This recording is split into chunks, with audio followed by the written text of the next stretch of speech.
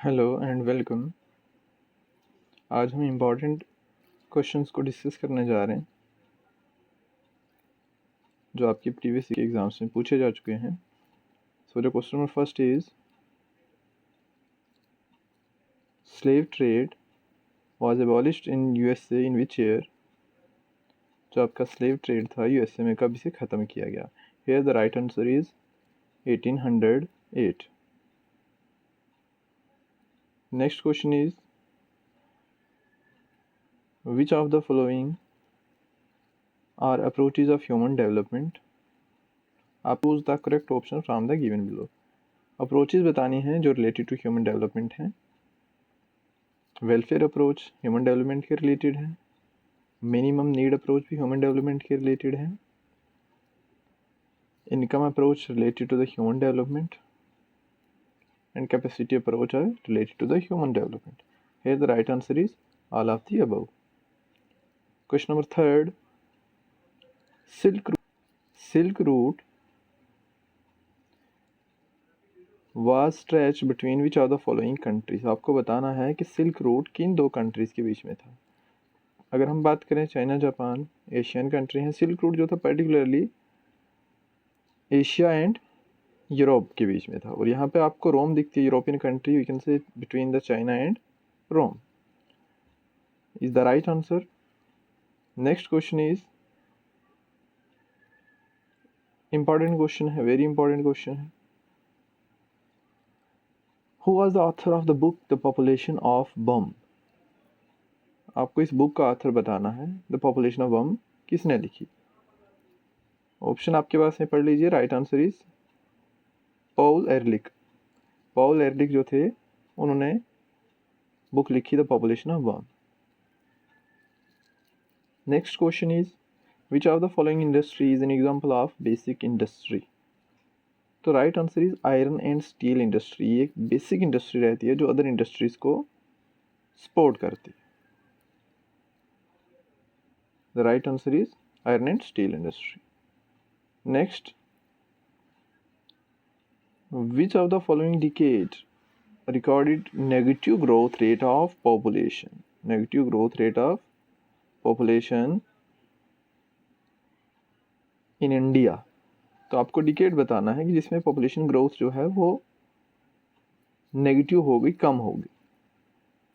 1911 to 1921 is the right answer. ये एक ऐसा डिकेड था जिसमें पॉपुलेशन ग्रोथ जो है वो नेगेटिव हो गया। Next question is which of the following trading block country Iceland is not situated। कौन सा ऐसा ट्रेडिंग ब्लॉक है जिसमें आइसलैंड कंट्री जो है वो नहीं है। पहला आपके पास रहता है organisation of petroleum exporting countries, इसमें नहीं है। नेक्स्ट, यूरोपियन यूनियन, इसका पार्ट भी नहीं है आइसलैंड। थर्ड आपके पास नेफ्टा रहता है, North American free trade agreement. And fourth आपके पास एफ्टा रहता है, European free trade association. Here the right answer is NAFTA. Okay, Iceland जो है आपके नेफ्टा का पार्ट है। नेक्स्ट क्वेश्चन,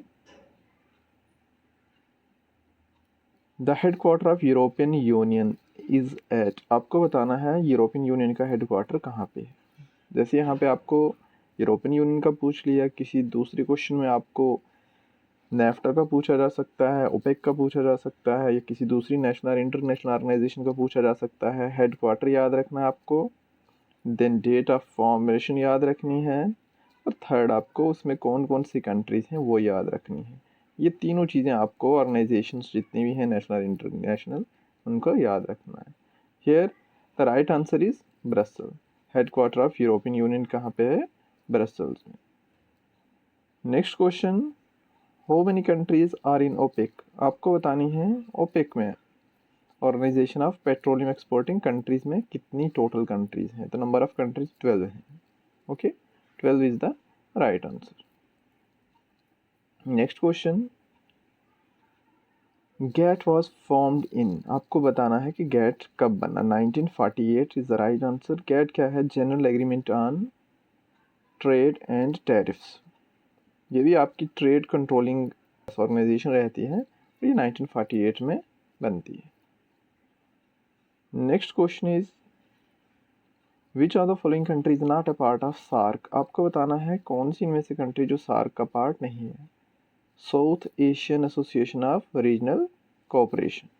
ओके, तो here the right answer is Iran.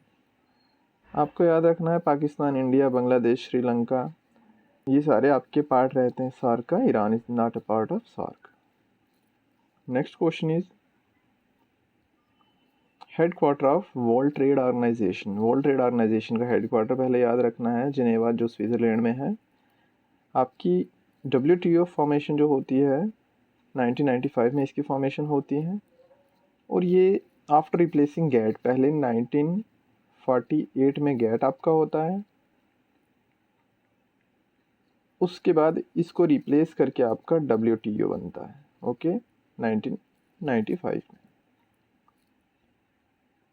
Next question is headquarter of ASEAN. ASEAN का आपको head quarter बताना है। Association of south east Asian Nations. Okay, south east Nations जो हैं जिसमें आपका फिलीपींस है, थाईलैंड, इंडोनेशिया, मलेशिया, लाओस वगैरह आपके आते हैं। इसका आपको हेड क्वार्टर बताना है। तो इसका हेड क्वार्टर आपको रहता है Jakarta, Indonesia is the right answer. Okay, next question which of the following is the oldest coal field in India. आपको पुराना कोल फील्ड बताना है इंडिया का। The right answer is Raniganj, waste Bengal. 1774 में ये बनता है। इसकी फॉर्मेशन 1774 में होती है। ये oldest coal field in India है, Raniganj, waste Bengal. Okay, the next question is which of the following is largest coal field in India. अब अभी यहाँ आगे ये याद रखना है। पहला आपके पास क्वेश्चन था ओल्डेस्ट कोल फील्ड, जो आपका कौन सा है, रानीगंज। ओके, एंड हियर क्या है, लार्जेस्ट बताना है। सबसे बड़ा कोल फील्ड कौन सा है, जो झारिया झारखंड में है। Okay, largest coal field in India. Thanks for watching. Please like, subscribe and share.